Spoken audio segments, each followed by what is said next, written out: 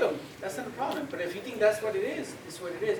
You could also say, hey, I'm leaving, but this is my number. It's what it is. Like say, it occurred, it's gone, it's done with. You could do that. You could always call back if you're not happy with the service. Say, oh, there's always supervisors too up at dispatch. When you call, there's actually sergeant lieutenants there. You can, if you're not satisfied with what the call taker is telling you, you can say, hey, can I talk to a sergeant? Then he can investigate it further. He can pull up the call slip and see and tell you this is what happened, or everything's tracked from when you're calling, you're reporting, when it's going into the system, when it goes out to our computers. All that is all tracked. Okay.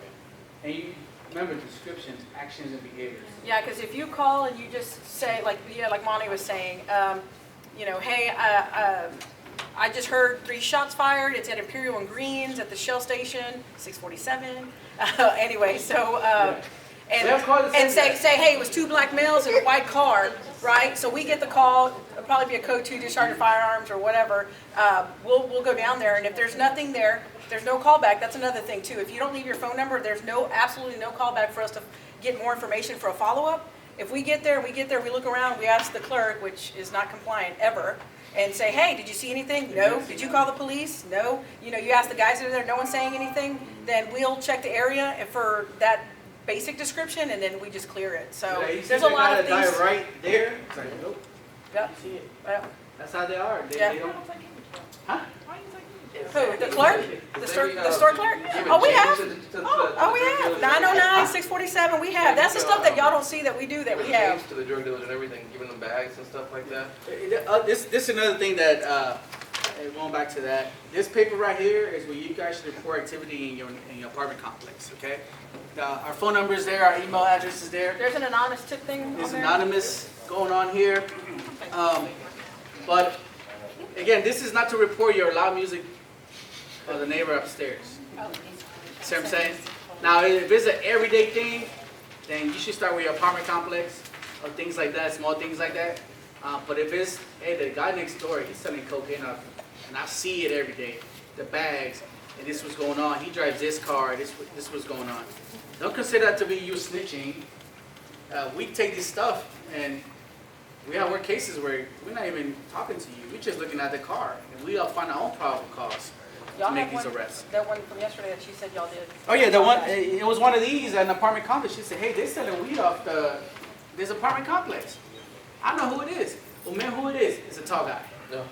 But she was good. She said, "Is this guy, this height, this weight, this what's going on? This is his car. This where he lives at this time." Okay, me and my partner over here, we went out there, worked it, we found all 3 guys. That's because she took time to do this. But a lot of people don't care. A lot of people say, you know what, it's not going to happen. They don't have enough officers out there. No, give us this, because what it is, we start tying all these stuff where what everybody's speaking about. And we start working these cases. And we'll forward it, tag all the units that may be working the same case, and we'll say, hey, this guy was over here this time. And you could do this multiple times. I mean, you could, anything, huh? You can make copies and say, hey. But remember, give us good information, the time, dates, people, what's going on, where they hang out. If you see a stash place behind your apartment building, they stash all and they come back there, then do so. Work on that. We start building these cases. Now, we're not going to get there like as soon as you give it to us, we'll work it. But we'll start working those cases and contact you. If we need more information, we'll call. Yes, ma'am. This is HPD. Where in the county can I ask? How we Nah, the county, I don't know.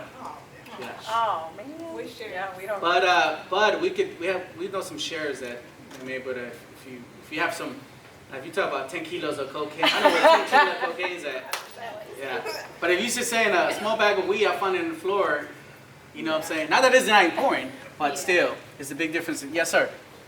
Yo he visto que si tú llamas a un número por reportar un crimen, Ajá. dinero. ¿Te dan dinero? Oh yeah, Crime Stoppers. Oh, he asked me if he was the number you call and they give money in compensation for reporting a crime. And he's referring to Crime Stoppers when they're looking for somebody and you know where it's at, like murder suspect, average suspect, they give money. Yes. Sí, hay uno, pero tiene que poner atención a lo que están reportando ellos. Si usa un sujeto y usted lo mira, sí le dan dinero. ¿Me entiende? Pero si usted lo mira eso, pero no es, si una bolsa de marihuana, no le dan dinero. ¿Me entiende? Eso no. It's like felonies, like when people are wanted for something. But we shouldn't be driven for money to report crime. I mean, I'm telling you, if we had all that money, we'll be crimeless by now. So they'll be like, I did it, he did it. Yes. What happened with those calls that 911 gets that people hang up? For example, they're in danger, but they still hang Okay. up because the person took their phone, or Yeah, like I said I know earlier- there's a difference with the both dialing too. Yes, like I said earlier, they drop us 911 hang-ups or code 3. Sometimes they put them code 3s. They heard somebody yelling but hung up.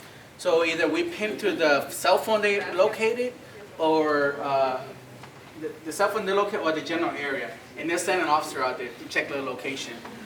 Usually it's within the streets, you know. But if you hear screaming and everything like that, we'll hope that somebody flag us down and say, hey, I'm in trouble, this is what's going on.